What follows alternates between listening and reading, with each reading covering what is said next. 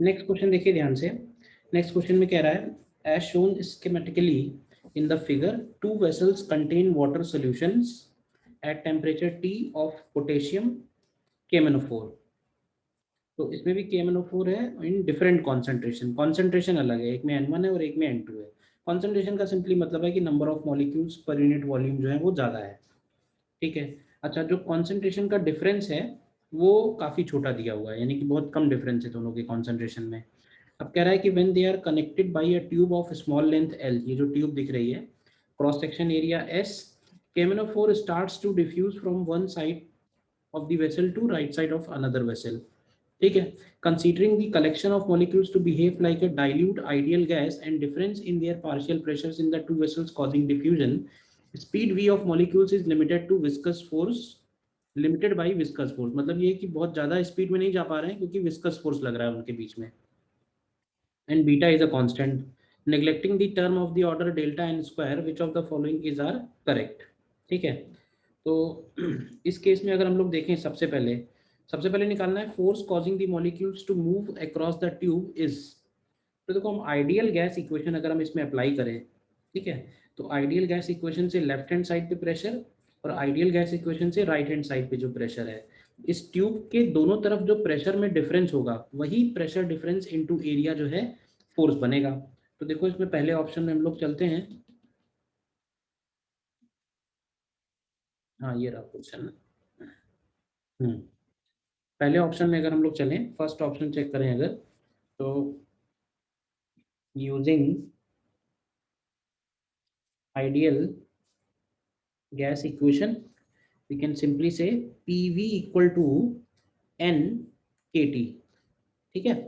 इसमें N molecules का number हो जाएगा, और अगर हम यहाँ से P की वैल्यू लिखें तो इसको लिख सकते हैं N/V इंटू KT, और N/V जो है वो मोल्स का कॉन्सेंट्रेशन बन जाएगा, तो इसको हम लोग NKT बन जाएगा। ये N हो जाएगा number of molecules per unit volume, per unit volume जो हमको गिवन है। तो अब सिंपली ये बताओ कि P1 की वैल्यू हम लोग डायरेक्टली लिख सकते हैं N1 KB इंटू टी, और P2 की वैल्यू हो जाएगी N2 KB इंटू टी। तो यहाँ से जो फोर्स बनेगा वो basically pressure difference into area के इक्वल होगा। तो प्रेशर डिफरेंस इंटू एरिया अगर निकालेंगे तो ये आएगा N1 minus N2 into KB into T और इंटू S, जिसको हम लोग delta N AB T into S लिख सकते हैं। तो ध्यान से देखो, ऑप्शन ए करेक्ट आ जाएगा। ठीक है। इसके बाद फाइनली जब स्टेडी स्टेट आएगी, फोर्स बैलेंस कब होगा? हम बोल सकते हैं कि जब ये जो फोर्स है ये विस्कस फोर्स को बैलेंस कर लेगा। अब ये फोर्स कितना है? ये फोर्स हमने निकाला delta N AB T into S, और विस्कस फोर्स कितना लगेगा? तो देखो, विस्कस फोर्स कितना लगेगा उसके लिए हमें चाहिए ये जो बीटा V दिया हुआ है, ठीक है ना। Speed V of molecules is limited by a viscous force beta V on each molecule where beta is a constant. अब ऐसा तो कि ईच मॉलिक्यूल पे अगर बीटा V का फोर्स है, तो इस ट्यूब के अंदर जितने भी मॉलिक्यूल्स होंगे उन सबके ऊपर टोटल फोर्स अगर निकालना हो तो हम लोग क्या करेंगे कि बीटा V में कॉन्सेंट्रेशन और वॉल्यूम का मल्टीप्लाई करेंगे। ध्यान से देखो, तो कॉन्सेंट्रेशन में N1 N2 में से कोई भी ले सकते हैं, क्योंकि N1 N2 में बहुत ज़्यादा डिफरेंस तो है नहीं। तो अगर हम इसमें N1 ले लेते हैं इसको, तो ये हमारा सेकेंड ऑप्शन भी करेक्ट आ जाएगा, that delta N into KB into T, ठीक है, is equal to N1 beta V into L।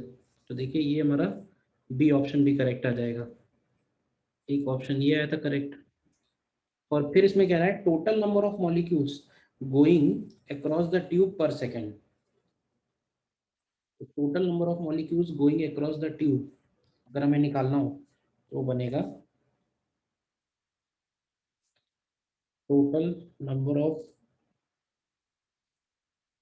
Molecules going across पर सेकेंड। तो देखो, ये नंबर अगर निकालना है तो इसको हम लोग सीधे से लिखते हैं density into speed into area, ठीक है ना। तो इसको बन जाएगा ये delta N K B into T, ऊपर वाली इक्वेशन से रख दिए value, into V into S and divided by, इसको लिखेंगे हम लोग बीटा एल इंटू वी। ठीक है, देखो n1 की वैल्यू रख दी है यहाँ पे, तो ये अगर आप सॉल्व करोगे तो ये आएगा delta N upon L into A B T upon beta और इंटू एस। तो इसमें ऑप्शन सी भी करेक्ट आ जाएगा। एंड कह रहा है कि ये जो नंबर है ये टाइम के साथ चेंज नहीं होगा, तो देखो डेल्टा एन की वैल्यू चेंज होगी टाइम के साथ, क्योंकि धीरे धीरे डिफरेंस कम होता जाएगा, तो ये नंबर भी धीरे धीरे चेंज होगा।